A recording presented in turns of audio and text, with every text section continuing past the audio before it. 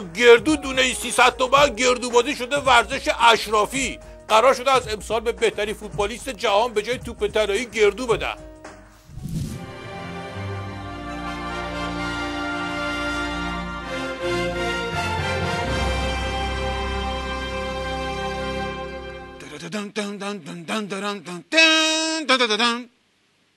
میرم سفر مواظب خودت باش، گریه نکن بمون و منتظر باش. اخبار ساعت 21 همزبان با سفر امام خامنه‌ای به کرمانشاه، امت پرشور و همیشه در صحنه در استقبال خود مقام عظمای ولایت را ول و له کردند. چی شد؟ آقا این خیلی اتفاقی بود واقعا. من خودم نفهمیدم. یعنی عظما رو ول کردن و لهش کردن. یعنی چی؟ ای توف این زندگی، توف این عشق، توف این دلتنگی، توف این جدایی. آقای کارگردان یا گزارش پخش کن یا توف برسون، توفمون تموم شد. بله نوشته که من در حسرتم که چرا یه جون بیشتر ندارم که فدای رهبرم کنم. آقا 8 روز الان توی شهر ما، توی استان ما دارن نفس میکشن و عطر نفسهاشون، ما هم به عطر نفسهاشون عادت کردیم. خب الان نمیدونیم چیکار کنیم بعد با این دلتنگی بعد رفتن آقا. یعنی میخوام بگم فقط آقا جان نفسم میگیرد در هوایی که نفسهای تو نیست. سلام. من همینطور که جا نوشته آیم داگ، من نوشتم آیم داگ. من یه بسیجی سگجون هستم.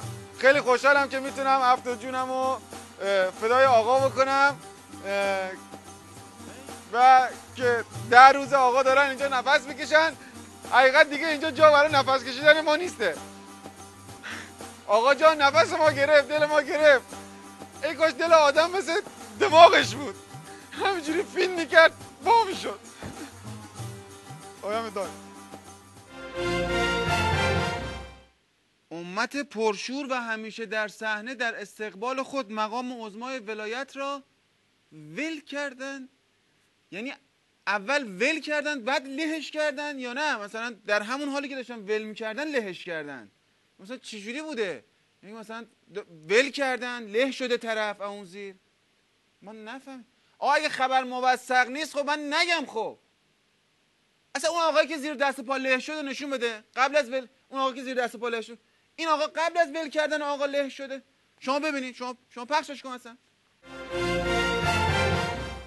سلام ای وارث خون شهیدان، حسین سرزمین بایزیدان. ببین حسن حسن را در حسینی. جیغ نکن بس دیگه. 20 سال مخمال خوردی. این شعر احمد بود آقا. عجب، این شعر ما رو قبلا گفت.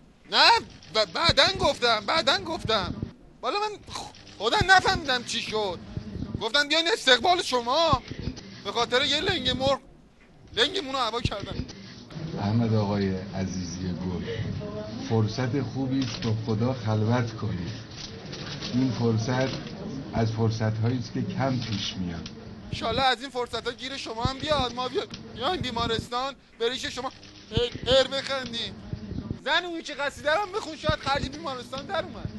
دریای نورش را ببین، موج ظهورش را ببین، آن ریش بورش را ببین، آن کیف پولش را ببین، منقل وافورش را ببین. اقدس عباشو بچست در نره تا چکو نداده در نره از اینجا. حکم پاسورش را ببین. بله من امروز اون نماینده مقام عظما در سازمان ملل اونو معرفی میکنه که جانشین منه. یعنی اگر یک روز من کار داشته دبوده اون زای من مشت محکم میزنه بر دهان دموکراسی، جفتش می اندازه به حقوق بشر. از قدیم گفتند که او olmasın bu olsun. بلا نسبت در مثال نقشه نیست، مهم اون درشتی است که کشیده میشه. حالا با اسب میکشی یا قاطر میکشی. کشیده که میگویم نه اون کشیده ها که میزنه، اون یکی کشیده.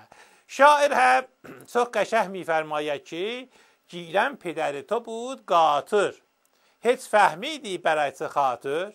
تو رأس نماینده عظما ملا حسنه بودی و قپلر. اون خودش که هیچ، منزلش هم در التزام قلب عمله، اصلا التزام داره به مقام عظما که هر چی درد بلای اونه میخوره توی سر اون فاطمه شایخ، اشتت شایخ فاطمه نمنمنه، اون چه اسمش بینبیره. امام رو شبیه سازی کردن، نه کار سیاسی از ما برمیاد، نه کار عظیم نظامی از ما برمیاد. یک نظام ضعیفی هستیم. در این 32 سال نظام جمهوری اسلامی به جان ملت ایران افتاده است. امروز شعارهای ملت ایران همون شعارهای انقلابه. سقوط آینده است که در انتظار ماست. تحریم گسترش پیدا کرده است. تحریم ما را به زانو در می‌آورد. دچار خطرهایی شدیم. مردم هجوم میارن گردن رهبری رو محکم خواهند شکست. هیبت ما شکسته است. اوضاع غریبی است. فضای انتخابات تهش ناامیدی و سقوط قطعی هالیوود و غیره در اجرای نقش من تردید دارن، نمیتوانند. باید مواظب باشیم از این پس که شاید پشت ضربه نخوریم. قبلا میگفتن طرف از تخم مرغ دزدی شروع میکنه میرسه به بانک زدن، الان میگن از بانک زدن شروع میکنه میرسه به تخم مرغ دزدی. اعوذ بالله من الشیطان الرجیم. اعوذ بالعظمی هو الشیطان الرجیم.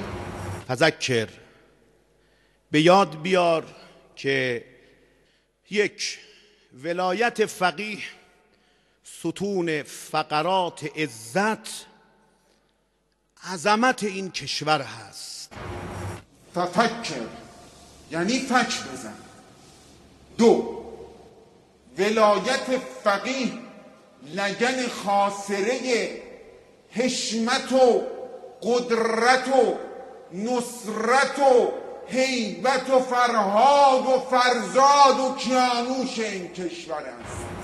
چیست که نداند اصل این انقلاب با هدایت‌ها و تدبیر یک ولی فقیه به سامان رسید. جان جانان، قهرمان قهرمانان، آن سفر کرده که رفت میلیون‌ها قافله دل به همراه خود برد. آیت الله العظمی امام خمینی. و کیست که نداند بعد از اون سفر کرده که میلیون‌ها قافله رو لخت کرد، جیبشون رو زد، نوبت رسید به عبدالهیکل منطقه، مال مالان، خال خالان، گاب نالان، آیت الله العظمی امام آرنولد شد، ببخشید سید علی استالونه. خیرشو ببینید. نباید این مسئله مورد غفلت قرار بگیره که حمایت‌های مردم حمایت مطلق نیست، بلکه حمایت مشروطه. این حمایت تا وقتی است که اطاعت از مقام معظم رهبری باشد. نباید این مسئله مورد غفلت این یارو محمود بادمجون قرار بگیره که حمایت عظما از تو مطلق نیست. تو کی بودی؟ یک تاپاله؟ ببخشید دیگه تاپاله؟ تاپاله بودی تو شهرداری؟ این حمایت تا وقتی است که مثل کک تو قبای عظما نباشی. به مسئولان محترم نظام دوستانه میگویم طوری عمل کنید که تو میدان اینها بازی نکنید. طوری عمل کنید که خانه های جدول دشمن رو شما پر نکنید. انتظار از مسئولین نظام اینه که با رفتارشون تو دهنشون بزنن. دارم دوستانه میگم احمدی نژاد، آخه تو نفر کدوم تیمی؟ بابا یه پاسم به این مقام عظما ندادی، عوض توپ مقام عظما رو چسبوندی تو کنج سجاف. تو قرار بود تو دهن استکبار بزنی، نه تو دهن مقام عظما، اون هم تو خونه خود عظما. اون خانه ای که دیگه این روزها داره به ماتم می نشینه. اگر چشم سر رو ببندیم، چشم دل رو باز کنیم، چشم کف پا رو رزوه کنیم، چشم پشت کمر رو باباگوری کنیم، میبینیم که عظما دست به کمر گرفته راه میره. سر همین جریان لوسبازی محمود تو بیت به من گفت که من دراز میکشم رو به قبله، ساعتی دیگر صدام بزن. ساعتی دیگه صداش زدم، دیدم ناکس زیر ملافه داره بمبی میندازه بالا. اونجا بود که رفتم یقه محمودو بگیرم، دیدم انتر سرم زده تو اتاق نشسته، میگه عظما ز غمت خانه نشینم کردی، دل خسته و نومید و حزینم کردی، نستوه یگان قهرمان بودم من، از درد فراق خود چنینم کردی. عظما چو علف مرا بجینم کردی، بادمجون دور قاب چینم کردی. آخون شپشباز محل بودم من، در بیت تو خرچنگ ترینم کردی.